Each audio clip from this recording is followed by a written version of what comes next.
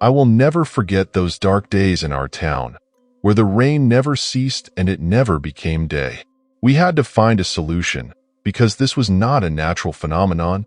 It was a warning, an unsettled score with the truth that we all knew, but that no one dared to utter. It all began when they closed the case of Elizabeth's murder. We all had a suspect in mind, yet fear sealed our lips. In a town where everyone knew each other, silence was a scream in the darkness.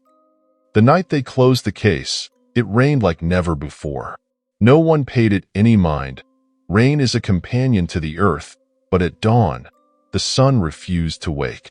The night stayed, stretching its dark cloak, and the rain became our new day.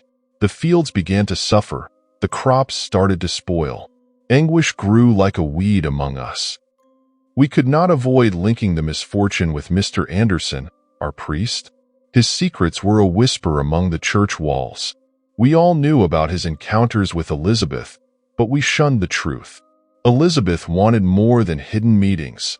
She wanted daylight, a normal life. But he, bound by his vows as a Catholic priest and his position in the town, found himself in a dead end. It was then that tragedy struck our doors, and she appeared lifeless. I remember how the neighbors, while tilling the land, saw him running from the scene of the crime. His black cassock blended with the night that was beginning to fall, a night that would not lift. Desperation grew as the rain did not cease and darkness clung to the sky. A group of men, determined to save their livelihoods, dragged Mr. Anderson through the streets to the church.